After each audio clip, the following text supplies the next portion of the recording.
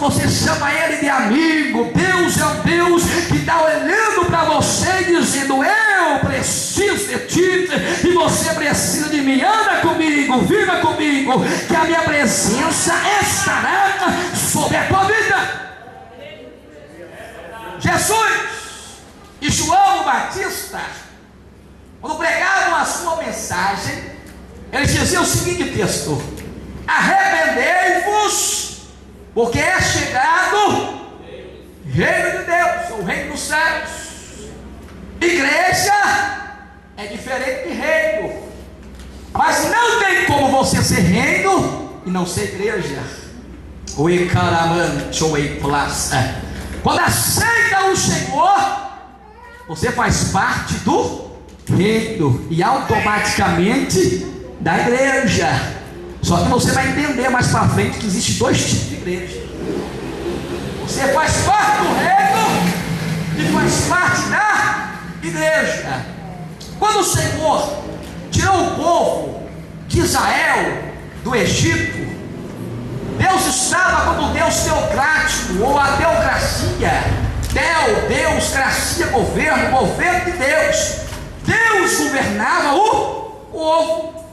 Deus deu o cardápio do alimento, Deus mandava a vestimenta, Deus estava presente. Só quando o povo olhou para a nação vizinha e disse: ó, Samuel, nós queremos ser igual às nações vizinhas, queremos que o Senhor coloque um homem para reinar sobre nós. Aí Deus disse o quê? Não rejeitou a ti, Samuel, rejeitou a mim primeiro. A partir de agora eu vou colocar um homem. Fique sabendo que os seus filhos vão trabalhar para ele. Fique sabendo que vão ser escravos dele. Vai ter que colocar o alimento na mesa. Ele vai ser assim. O povo aceitou? O povo quer? Então toma.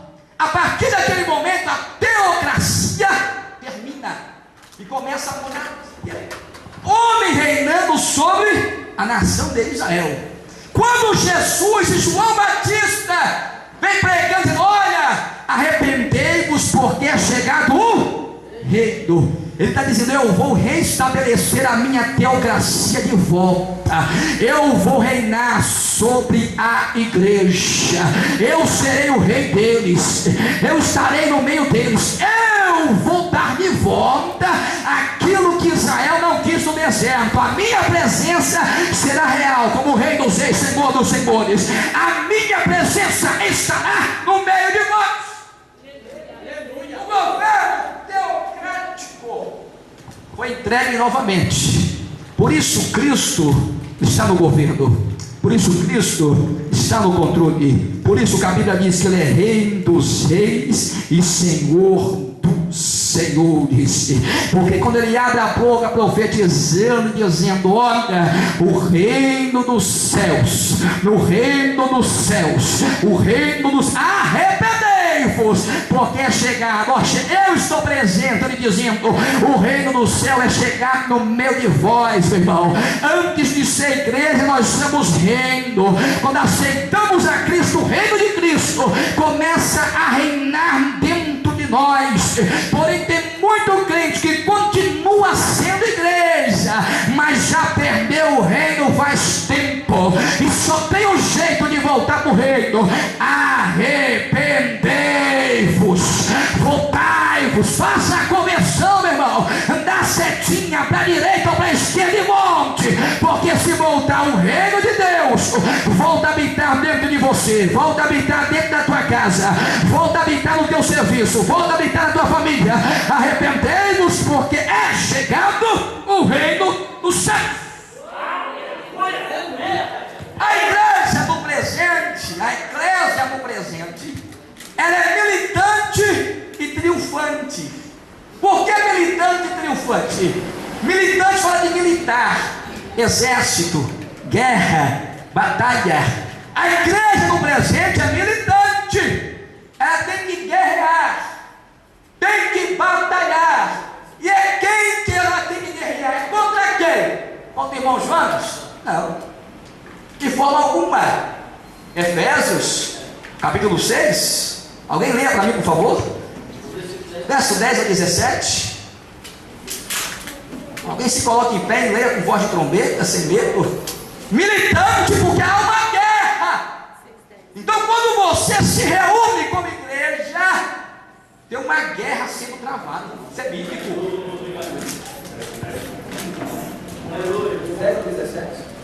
Quanto ao mais, sede fortalecidos ao Senhor e na força do seu poder. Revesti-vos de toda a armadura de Deus, para poderdes ficar firme contra as ciladas do diabo. Porque a nossa luta não é contra a carne e sangue, e sim contra os principados e potestades, contra os dominadores deste mundo tenebroso, contra as forças espirituais do mal nas regiões celestiais. Portanto, tomai toda a armadura de Deus, para que possais resistir no dia mau,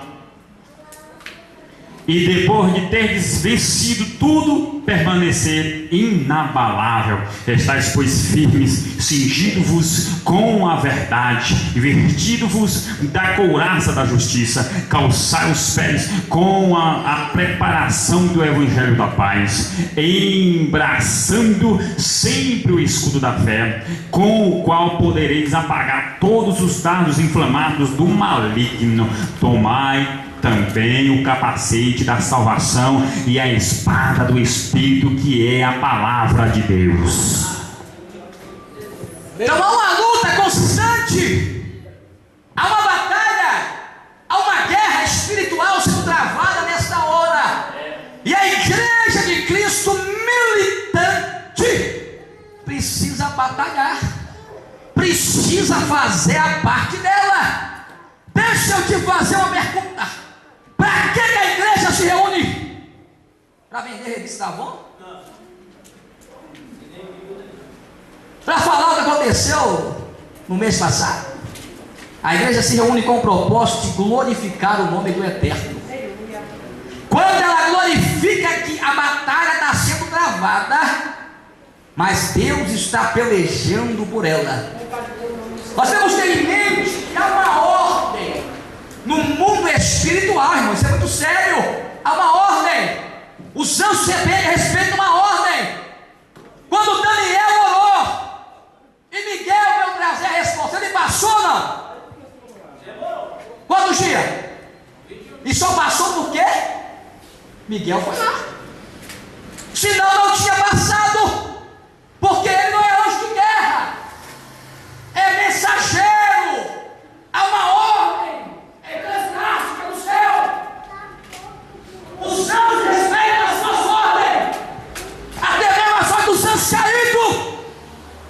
Ele não passou, mas quando Miguel veio, príncipe do exército do Senhor, aí não tem para ninguém. Então, quando a igreja tem que guerrear embaixo, e só tem um jeito de guerrear, só um jeito, é glorificando e exaltando o nome dele. Quando você diga glória, aleluia, glória, a palavra glória significa honra e fama. Sabe o que você está dizendo? Senhor, tu és maior, tu és grande. Aí Deus olha para você e diz: eu sou maior que o seu problema, não sou, então vou resolver. Eu sou maior que a porta fechada, não sou, então vou abrir. Eu sou maior que a enfermidade, não sou, eu vou te entregar a cura. A guerra está travada, mas a igreja militante vai sair vitoriosa. Aleluia! Senhor, glória!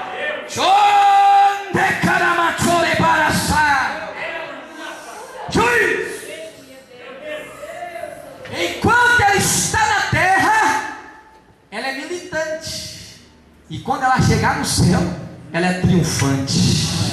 A dor, a tristeza vai partir em retirada e vai dar vazão à alegria, meu irmão. O grito de guerra aqui embaixo, o grito de guerra aqui embaixo, travada lá em cima, só vai olhar para ele e dizer: santo, santo, santo é o Cordeiro de Deus, militante para guerrear, triunfante, porque brevemente ouvirá a voz do arcanjo, o alarido de Deus, a trombeta de Deus, e a igreja militante vai deixar de ser militante e vai passar a ser triunfante. Se prepara, meu irmão, enquanto daqui é tempo de guerrear, mas daqui a pouco Jesus volta para buscar a igreja e vai dizer: de militante você vai passar a ser triunfante. venceu as adversidades, venceu a calúnia, venceu a decepção, venceu a frustração. Entrar, igreja, entrar, igreja, entrar, igreja, entrar, igreja. Porém, a igreja, vamos correr aqui, ela é visível e invisível. Diga comigo, visível e invisível. Visível por quê? Nós vemos todo quanto aquele profere a fé em Cristo faz parte da igreja visível. Se eu olhar para todo mundo aqui, eu vou falar: a igreja de Cristo, visível. Aparência, aceitou o Senhor, é visível. Porém, dentro desta igreja visível está a invisível. Paulo, escrevendo a Timóteo, ele nos diz o seguinte: o Senhor conhece os seus, e os qual profere o nome de Cristo, aparta-se da iniquidade. Então, dentro da igreja visível tem a invisível. Não tem como eu olhar para você e conhecer o teu coração, meu irmão, conhecer a tua vida espiritual. De forma alguma. Aqui dentro eu posso disfarçar, mas Deus conhece os que são seus. Visível, fala de placa, fala de denominação, visível. Mas dentro da visível está a invisível. Igreja visível, irmão, somente visível, a adoração dela não sobe. Quando dá 6 horas e todas as igrejas visíveis se reúnem, só sobe a adoração da invisível. Isso é bíblico. Jesus disse que está 2 juntos, um ele leva, outro fica. 2 estavam moinho, um é levado, outro é deixado. 2 está deitado junto, um é levado, outro é deixado. Igreja visível e invisível. Igreja visível e invisível, porque Ele conhece os que são seus. Dentro da visível, somente na visível, nós encontramos o que o apóstolo Paulo disse e o que o próprio Senhor também disse. Dentro da visível nós encontramos o que está escrito em Atos capítulo 20. Alguém lê para mim Atos 20, verso de número 29. Atos 20 e 29.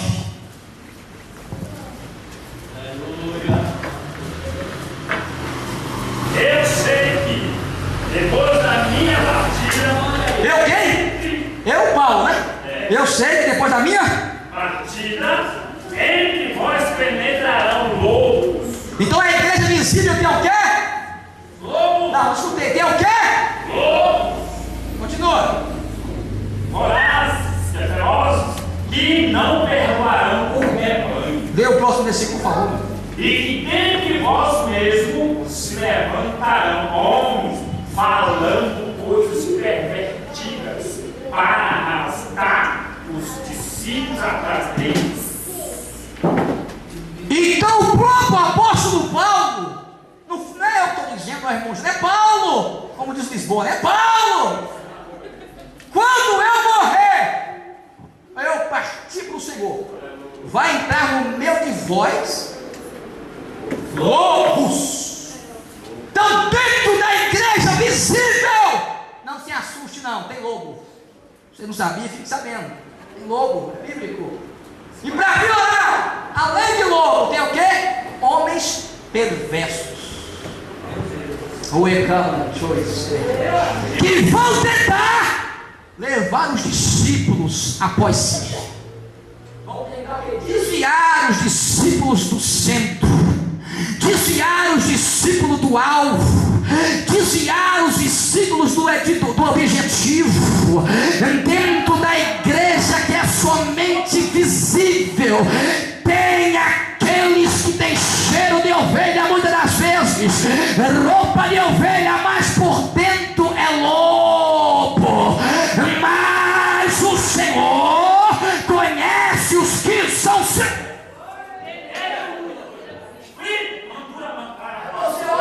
Foi o apóstolo Paulo que disse. Então vamos para lá, Mateus capítulo 7, verso 15. Alguém leia para mim. 7,15.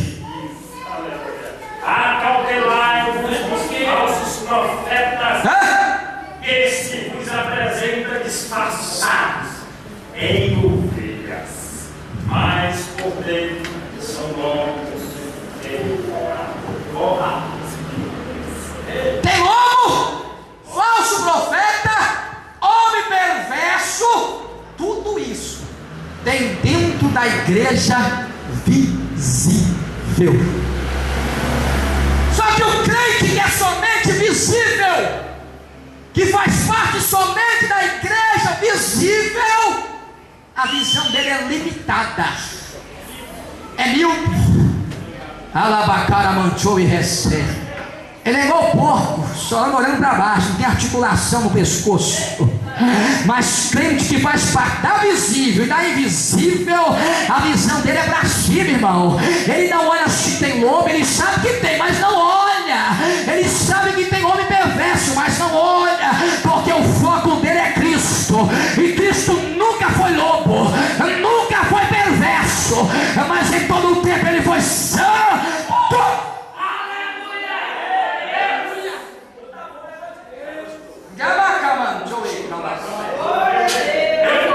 O que tem de gente por aí afastada da presença de Deus, porque encontrou um lobo no meio do rebanho, não tinha estrutura física, espiritualmente falando, para aguentar, e saiu da presença do Senhor olhando para o homem.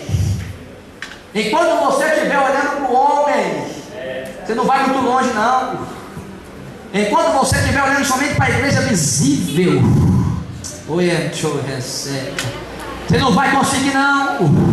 Mas quando você fazer parte da invisível, da espiritual, e entender que Jesus está olhando para você, dizendo: olha, eu sei que tem, mas naquele dia eu vou separar o quê? Os lobos das ovelhas. Eu vou olhar e dizer: apartai-vos de mim, que eu não vos conheço. Jesus disse, mas eu vou olhar e dizer: Senhor, no teu nome eu profetizei, no teu nome eu curei, no teu nome eu ganhei, mas apartai-vos de mim, eu não te conheço, nunca te conheci. Tu estava na visível, tinha cheiro de ovelha, roupa de ovelha, mas eu sabia que você era lobo. Pode enganar todo mundo, mas a mim não engana não, porque eu conheço os que são. Vai sair desse versículo guardado no teu coração hoje. Mateus 23, leia aí, meu irmão. Então, que eles principalmente nunca vos conheci. Apartai-vos de mim, os que praticam iniquidade. Apartai-vos de mim? Oi, chorabaraçá. Pode ler. Então falou Jesus às multidões aos seus discípulos: na cadeira de Moisés, se assentaram os escribas e os fariseus, fazei e guardai, pois tudo quanto eles disseram, porém não os imiteis nas suas obras, porque dizem que não. Isso é muito forte. Faça o que eles falam, mas não o que eles pregam a verdade, mas não vivem a verdade. É pose pura, mas o Senhor conhece os que são seus. Meu Deus, o Senhor conhece os que são seus. Você precisa ser conhecido em dois lugares, irmão. Eu sempre falo isso. Primeiro no céu, ter o teu nome escrito no livro da vida para aquele grande, e depois no inferno. O diabo tem que temer você, tem que respeitar você, entender que você faz parte da visível e da invisível. Um certo teólogo, ele diz a seguinte frase: muitas ovelhas estão fora e muitos lobos estão dentro.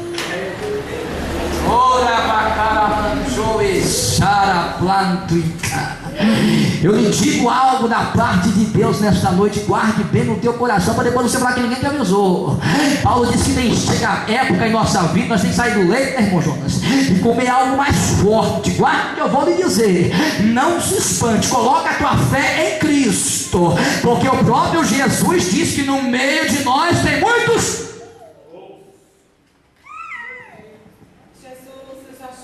Todos os frutos tem lobo presente, irmão. Cresce junto.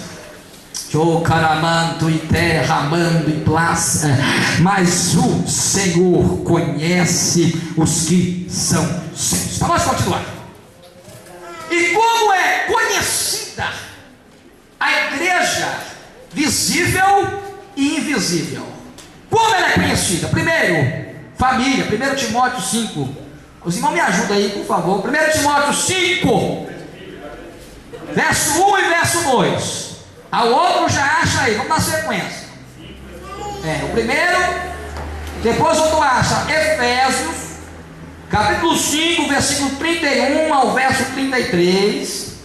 Aí outro irmão acha Romanos 11, verso 17 ao verso 24. E depois Gálatas, capítulo 6, versículo 16. Depois outro acha 1 Coríntios, capítulo 3, verso 6 ao verso 9.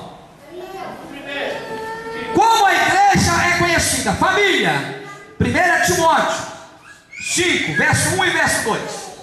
Não repreendas ao homem idoso, antes exorta-o com a paz, aos moços como a irmãos, as mulheres idosas como as mães, as moças como as irmãs, como o povo da tua. Esse capítulo e esses versículos nos dá a ideia da igreja como família. Só que a visão de Cristo para a família é diferente da visão que muitos têm hoje no século 21. Porque muitas famílias hoje é destruída. Pai mata filho, filho mata o pai, esposo mata a esposa. A visão de Cristo é diferente. Quando Cristo fala a respeito de família, ele fala de união, unificação, unidade. Mais ou menos assim, defenda um ao outro, guarde um o outro, ajude um ao outro. Cristo está olhando na minha igreja, a minha eclésia é família.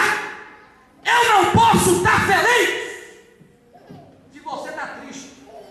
Eu tenho que chorar com você. Alabaracala serra. Eu tenho que te ajudar quando você precisa. Não virar as costas para você.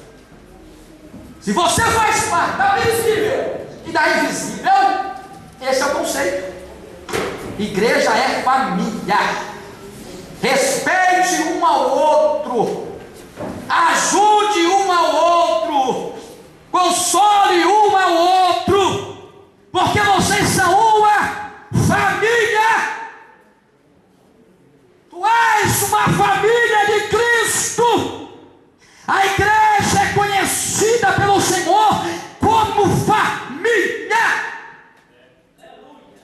Permita-nos dizer nesta noite, se o teu conceito bíblico não é esse, é melhor repensar os seus conceitos, porque é a ordem imperativa do Senhor. Paulo escreveu. Quantos acreditam que Paulo era um homem de Deus? Podem ver. Paulo, cheio do Espírito, vocês são como família. A igreja perdeu essa essência, irmão, com o passar do tempo. Perdeu. Mas cada um de nós, indivíduo, pessoal, queremos guardar isso no nosso coração. Nós somos uma família. Quem sabe até hoje você não sabia. Na partir de agora você sabe. E se não fazer, tá o quê? Está pecando? Pode ler? Pode. Mateus capítulo 12, versículo 46. Falava ainda Jesus ao povo, e eles, sua mãe e seus irmãos, eles estavam lá do lado de fora procurando falar. E alguém disse: sua mãe e teu irmão estão lá fora e querem falar. Porém, Jesus respondeu ao quê? E trouxeram o aviso: quem é minha mãe? Quem são os meus irmãos? Estendendo a mão para os discípulos. Achoicamantuça. Ei, meu irmão, porque qualquer que fizer a vontade de meu Pai, celeste, esse é meu irmão e irmã. Família! Tem muitos que usam a Bíblia e dizem, não, foi Paulo que escreveu a Timóteo. Mas a Bíblia é bom que dá retorno, como o pastor Maurinho diz, o próprio Jesus diz, olha, não vai cair nada. Vocês são minha família. Por isso Jesus tinha preocupação de despedir a multidão com fome. Escutava Jesus pregando horas e horas no sermão, o povo tudo com fome. Ele dizia, não vai embora com fome não. Tem o quê? Tem 5 pães e 2 peixes, tá bom, eu vou multiplicar, mas vai todo mundo com a barriguinha cheia para casa. Porque eu me preocupo com os que são meus, a minha família. A igreja também é conhecida como noiva de Cristo. Efésios 5, verso 31 ao 33. Alguém se... Por isso deixará o homem o seu pai e a sua mãe, e se unirá à sua mulher, e serão 2 numa carne. 32. Grande é esse mistério. Grande é esse o quê? Mistério. Digo, porém, a respeito de Cristo e da igreja. Assim também vós, cada um em particular, ame a sua própria mulher, como a si mesmo, e a mulher reverencie o marido. Entendendo aí, né? Noiva para de relacionamento, comunhão, contato, diálogo. Cristo está olhando para a igreja e tu és a minha noiva. O homem quando é noivo, né, quando está namorando, é uma paixão terrível, né? Eu lembro que eu atravessava, quando eu demorava, eu vinha aqui na casa dizendo a pé, rapaz. Sol e chuva. O roubo é uma sinfonia. Meu Deus, é uma orquestra. É uma orquestra. Porque está apaixonado. Você defende, guarda, não quer perder. Relacionamento. Aí Deus olhou para a igreja e diz: você é minha noiva. Tem proteção 24 horas por dia. Alabacaramanto e serra. Ele diz: olha, já até preparei a festa de noivado, a festa de casamento. Já até preparei a festa de casamento. Brevemente a noiva vai subir para cima e vai tornar-se esposa, irmão. O momento está chegando. Cristo olhou e disse: a minha igreja é a noiva, a minha noiva. A igreja também é conhecida como ramos de oliveira. Romanos 11, verso 17 ao 24, e o outro Gálatas 6, 16. Esse versículo é muito forte. Romanos 11, 17, né? Gálatas 6, 16. Que diz: e se alguns dos ramos forem quebrados, e tu, sendo Zambuzeiro? foste ejetado em lugar deles e feito participante da raiz e da seiva da oliveira. Não te glories contra os ramos, e se contra eles te gloriares, não és tu que sustentas a raiz, mas a raiz a ti. Obrigado. Gálatas 6, 16. E a todos quantos andarem conforme esta regra, paz e misericórdia sobre ele e sobre o Israel de Deus. Segura aí. Oliveira verdadeira é quem? Jesus. Os galhos que foram quebrados, quem são? Deus. O zambuzeiro que foi injetado é o quê? Jesus. Quando você é injetado na oliveira, você não é mais zambuzeiro, você passa a ser oliveira. Aí Gálatas nos dizendo o quê? 6,16. Repita por favor, quem leu? E todos quanto andaram conforme a esta regra. É isso? É. Paz e misericórdia sobre ele, sobre o Israel de Deus. Quando você é injetado na oliveira verdadeira,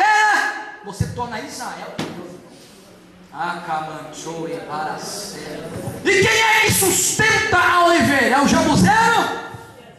É a raiz dela, da própria oliveira, o próprio Cristo. Amantui de calamantou e serra. A igreja de Cristo é como o Israel espiritual do Senhor, ramos de oliveira, injertado na oliveira.